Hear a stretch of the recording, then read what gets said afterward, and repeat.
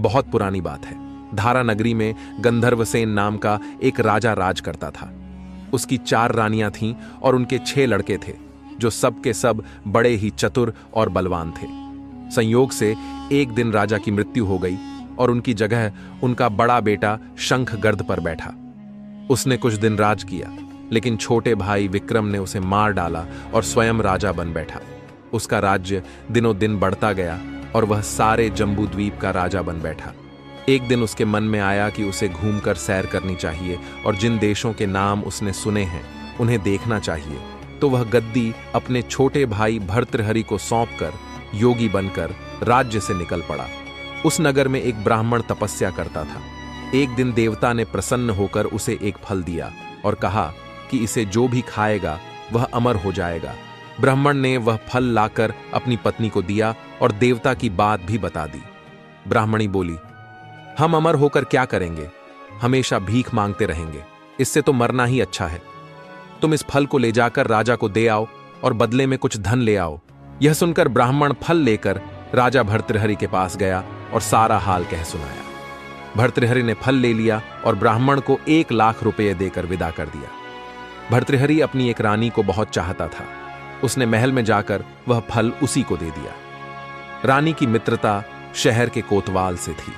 उसने वह फल कोतवाल को दे दिया। कोतवाल एक वेश्या के पास जाया करता था। वह उस फल को उस वेश्या को दे आया। वेश्या ने सोचा कि यह फल तो राजा को खाना चाहिए। वह उसे लेकर राजा भर्तृहरि के पास गई और उसे दे दिया।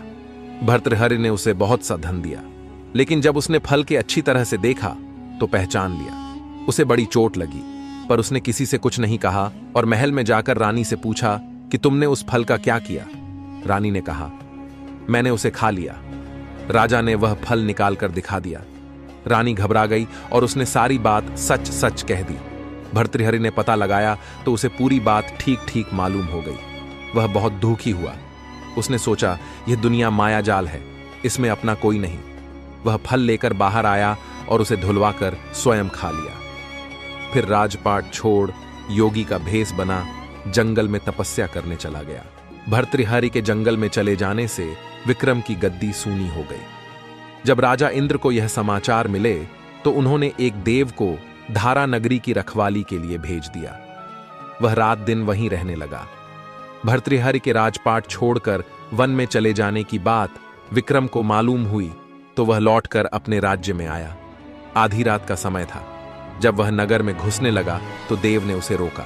राजा ने कहा, मैं विक्रम हूं, यह मेरा राज्य है, तुम रोकने वाले कौन होते हो? देव बोला, मुझे राजा इंद्र ने इस नगर की चौकसी के लिए भेजा है। तुम सच्चे राजा विक्रम हो तो आओ, पहले मुझसे लड़ो। दोनों में लड़ाई हुई। राजा ने जरा सी देर में देव को पछाड़ दिया। तब देव बोला, हे राजन, तुमने मुझे हरा दिया, मैं तुम्हें जीवन दान देता हूं। इसके बाद देव ने कहा, राजन, एक नगर और एक नक्षत्र में तुम 3 आदमी पैदा हुए थे। तुमने राजा के घर में जन्म लिया, दूसरे ने तेली के और तीसरे ने कुम्हार के। तुम यहां पर राज करते हो। तेली पाताल पर राज करता था। कुम्हार ने योग साधकर तेली को मारकर शमशान में पिशाच बनाकर सिरस के पेड़ से लटका दिया है। अब वह तुम्हें मारने की फिराक में है, उससे सावधान रहना। इतना कहकर देव चला गया और राजा महल में आ गया। राजा को वापस आया देख सबको बड़ी खुशी हुई। नगर में आनंद मनाया गया। राजा फिर राज करने लगा। एक दिन की बात है कि शांतिशील नाम का एक योगी राजा के पास दरबार में आया और उसे एक फल देकर चला गया। राजा को आशंका हुई कि देव ने जिस आदमी को बताया था कहीं यह वही तो नहीं है। यह सोचकर उसने फल नहीं खाया और भंडारी को दे दिया। योगी आता और राजा को एक फल दे जाता। संयोग से एक दिन राजा अपना अस्तबल देखने गया था। योगी वहीं पहुंच गया और फल राजा के हाथ में दे दिया। राजा ने उसे उछाला तो वह हाथ से छूटकर धरती पर गिर पड़ा। उसी समय एक बंदर ने झपटकर उसे उठा लिया और तोड़ डाला। उसमें से एक लाल रंग का हीरा निकला जिसकी चमक से सबकी आंखें चौंधिया गईं। राजा को बड़ा अचरज हुआ। उसने योगी से पूछा, आप यह लाल हीरा मुझे रोज क्यों दे जाते हैं? योगी ने जवाब दिया, महाराज, राजा, गुरु, ज्योतिषी, वैद्य और बेटी, इनके घर कभी खाली हाथ नहीं जाना चाहिए। राजा ने भंडारी को बुलाकर पीछे के सब फल मंगवाए। तुड़वाने पर सब में से एक एक लाल हीरा निकला। इतने लाल हीरे देखकर राजा को बड़ा हर्ष हुआ। उसने जौहरी को बुलवाकर उनका मूल्य पूछा। जौहरी बोला, महाराज, ये लाल हीरे इतने कीमती हैं कि इनका मोल करोड़ों रुपयों में भी नहीं नापा जा सकता। एक एक लाल हीरा एक एक राज्य के बराबर है। उसके बाद राजा ने योगी से पूछा, आप मेरे से क्या चाहते हैं? तो योगी कहने लगा, तुम एक रात मेरे पास रहोगे तो मेरा मंत्र सिद्ध हो जाएगा। एक दिन रात को हथियार बांधकर तुम अकेले मेरे पास आ जाना। राजा ने कहा, ठीक है। इसके उपरांत योगी दिन और समय बताकर अपने मठ में चला गया। वह दिन आने पर राजा अकेला वहां पहुंचा। योगी ने उसे अपने पास बिठा लिया। थोड़ी देर बैठकर राजा ने पूछा, महाराज, मेरे लिए क्या आज्ञा है?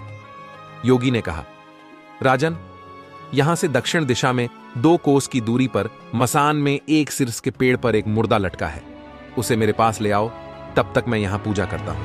यह सुनकर राजा वहां से चल दिया। बड़ी भयंकर रात थी। चारों ओर अंधेरा फैला था। पानी बरस रहा था। भूत प्रेत शोर मचा रहे थे। सांप आ आकर पैर में लिपटते थे। लेकिन राजा हिम्मत से आगे बढ़ता गया।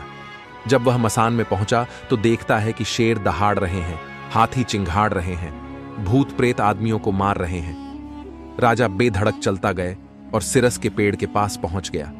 पेड़ पर रस्सी से बंधा मुर्दा लटक रहा था।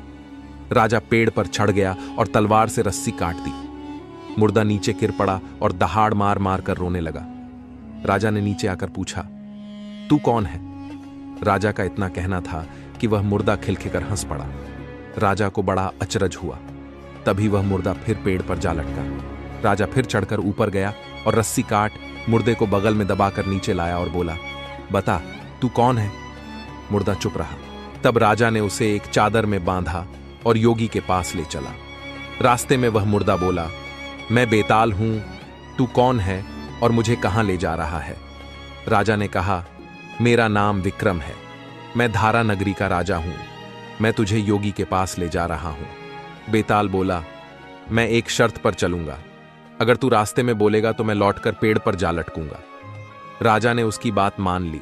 फिर बेताल बोला, पंडित, चतुर और ज्ञानी, इनके दिन अच्छी अच्छी बातों में बीतते हैं, जबकि मूर्खों के दिन कलह और नींद में। अच्छा होगा कि हमारी राह भली बातों की चर्चा में बीत जाए। मैं तुझे एक कहानी सुनाता हूं।